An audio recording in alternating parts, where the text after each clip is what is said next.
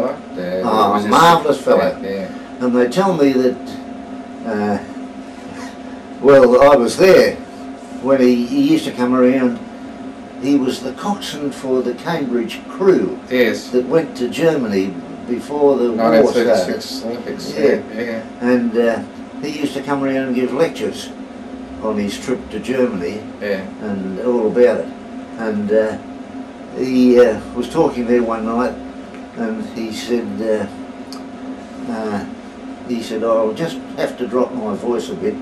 He said, because these Japanese bastards, he said, are outside. Well, he could swear. What about Pillane? Did you have any contact with Chaplain? Padre Pillane? Yeah. No, I didn't have much to do with him.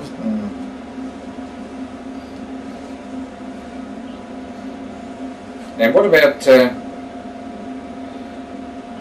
yes, I think there was an incident involving Frank Carl that you witnessed. Is that right? Related to religion? No, there's one thing that he said to me one day. He said, the fella died up here. He said, I can't make out why he died. He said, do you think you could arrange for a place to be cleared down in the jungle?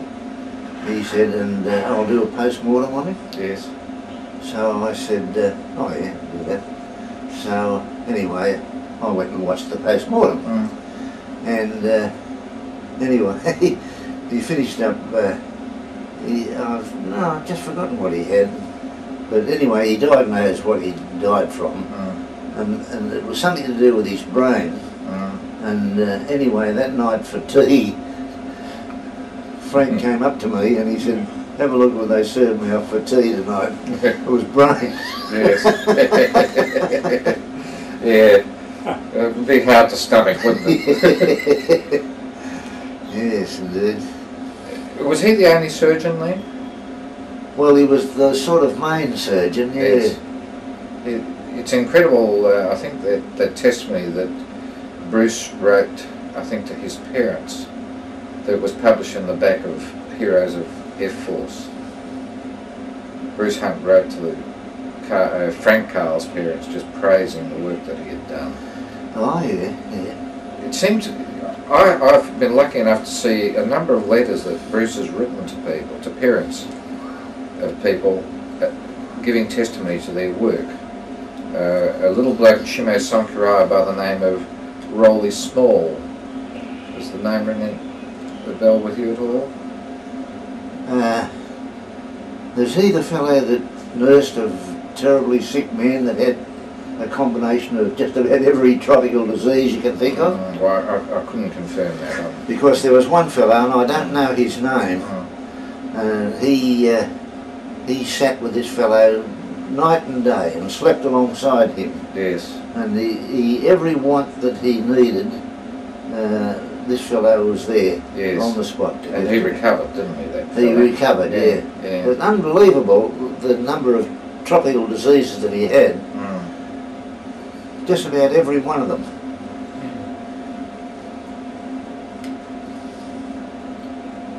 Now, did you ever were you familiar with the name of a Captain Wilson, one of the British doctors? Captain Wilson? Yeah. No, I don't know him. No, he seems to have been with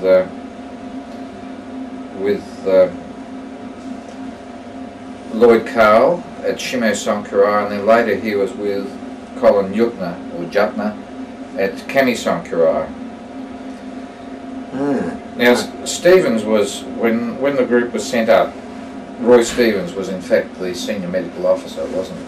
He was the appointed senior medical officer. I think he was, yeah. But the natural leader was Bruce Attlee Hunt. Yeah. Bruce Attlee Hunt. He was a natural leader, a born leader. Yeah. So I suspect, now I won't pursue that, I was just going to say I suspect that Dunlop must have had similar characteristics. He must have been a person with charisma and... Oh, well, he did a marvellous job, there's no doubt about that. Yes. Now, at Shimo Sankara, we had an officer who was camp commandant. I can't remember his name, but if you ask other people who were there, they'll tell you that he went to bed, and in bed he stopped the whole time. Yes. And Bruce Hunt took over. And was he an Aussie or what was he? He was an Australian, yeah. Yeah. Yeah. You'll probably come across him in your investigations. Yes. Yeah. It's I'll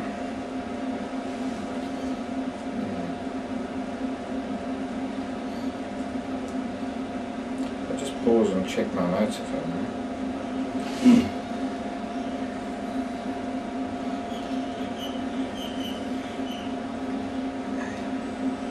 Going back to Shimo Sankara, now you were at times at Nicky, weren't you?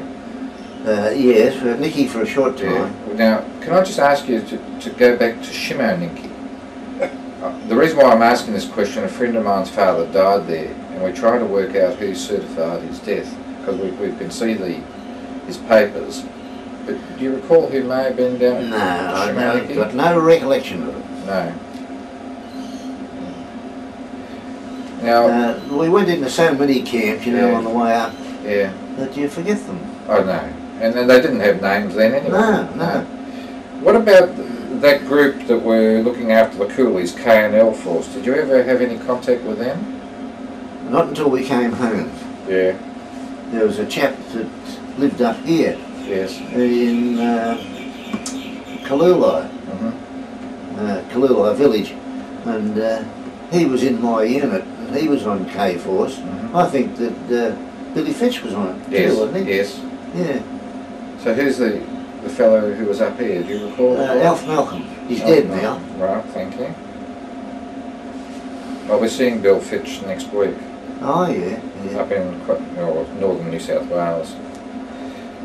There was a British officer up there at Tambaya, Bill Phillips, Major Bill Phillips. Oh, I knew him very well. Yes. In fact, I used to go to his place. He used to live over at 40 Baskets in Manly, and he rang me up a couple of times and invited me over.